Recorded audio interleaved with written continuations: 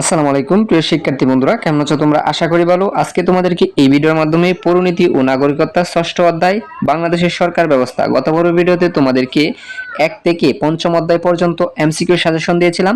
আজকে তোমাদেরকে এই ভিডিওর মাধ্যমে ষষ্ঠ অধ্যায় 20টি এমসিকিউ দেখাবো। আশা করব তোমাদের পরীক্ষায় কমন পড়বে। দেখো, এক হচ্ছে বাংলাদেশের রাষ্ট্রপতি হতে কমপক্ষে কত বছর বয়স হতে হবে?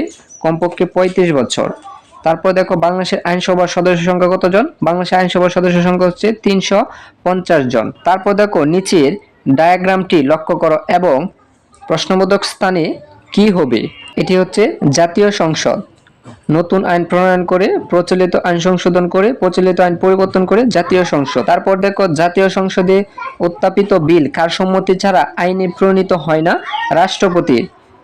তারপর দেখো, কয়টি বিভাগ নিয়ে সরকার গঠিত? 3টি বিভাগ নিয়ে সরকার গঠিত। তারপর দেখো, বাংলাদেশের প্রকৃত শাসন ক্ষমতা কোন পরিষদের হাতে ন্যস্ত থাকে? বাংলাদেশের প্রকৃত শাসন ক্ষমতা কোন পরিষদের হাতে ন্যস্ত থাকে?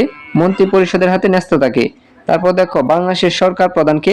বাংলাদেশের সরকার প্রধান হচ্ছে প্রধানমন্ত্রী। কার নেতৃত্বে মন্ত্রী পরিষদ দেশের শাসন কার্য পরিচালিত হয়? কার নেতৃত্বে?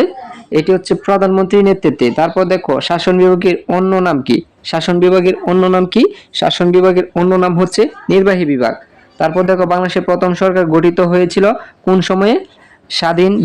স্বাধীনতা যুদ্ধ চলাকালীন সময়ে বাংলাদেশের নতুন সরকার বা প্রথম সরকার গঠন করা হয়েছিল। নাম্বার দেখো, রাষ্ট্রের হৃৎপিণ্ড বলা হয় কাকে? প্রশাসন বিভাগকে রাষ্ট্রের হৃৎপিণ্ড বলা হয় কাকে? প্রশাসন বিভাগকে। তারপর দেখো, মন্ত্রণালয়ের প্রশাসনিক প্রধানকে? মন্ত্রণালয়ের প্রশাসনিক প্রধানকে? মন্ত্রণালয়ের প্রশাসনিক প্রধান হচ্ছে সচিব। তারপর দেখো, সংরক্ষিত আসন কাদের জন্য নির্দিষ্ট? সংরক্ষিত আসন মহিলাদের জন্য নির্দিষ্ট। সংসদে অধিবেশন আহ্বান স্থগিত বা ভেঙে দিতে রাষ্ট্রপতিকে পরামর্শ দেন কে? রাষ্ট্রপতিকে পরামর্শ দেন হচ্ছে প্রধানমন্ত্রী। তারপর দেখো, রাষ্ট্রের সকল সম্মানের উৎস কে? রাষ্ট্রের সকল সম্মানের উৎস হচ্ছে রাষ্ট্রপতি। তারপর দেখো, 16 কার নেতৃত্বে সংসদে আইন প্রণয়ন করা হয়?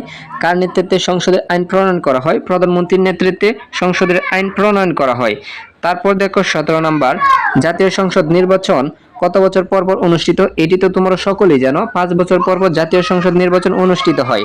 আচ্ছা, তারপর দেখো, জাতীয় সংসদে কমপক্ষে কতজন সদস্য উপস্থিত থাকলে কোয়াম করা হয়? 60 জন। তারপর দেখো, রাষ্ট্রের তহবিল বা অর্থের রক্ষাকারীকে? রাষ্ট্রের তহবিল বা অর্থের রক্ষাকারী হচ্ছে জাতীয় সংসদ। তারপর দেখো, সর্বশেষ 20, তোমাদেরকে এই অধ্যায় থেকে 20টি এমসিকিউ দেখিয়েছি। তোমরা এগুলা মনোযোগ সহকারে দেখে যে অবশ্যই তোমাদের পরীক্ষায় কমন পড়বে। আচ্ছা দেখো, জাতীয় সংসদের প্রধান কাজ কোনটি? জাতীয় সংসদের প্রধান কাজ হচ্ছে আইন প্রণয়ন করা। সংসদের কাজই হচ্ছে আইন প্রণয়ন করা। সুপ্রিয় শিক্ষার্থীরা, ষষ্ঠ অধ্যায় থেকে মাত্র আমাদের শীটে দেখো 58টি এমসিকিউ রয়েছে। এই 58টির ভিতর থেকেই তোমাদের পরীক্ষায় 2 থেকে 3টি প্রশ্ন অবশ্যই কমন পড়বে। তোমাদেরকে এই অধ্যায় থেকে মাত্র 20টি এমসিকিউ দেখিয়েছি। আর সুপ্রিয় শিক্ষার্থী বন্ধুরা, আর এরকম অধ্যায় ভিত্তিক এমসিকিউ নিতে অবশ্যই আমাদের সাথে যোগাযোগ করতে পারো।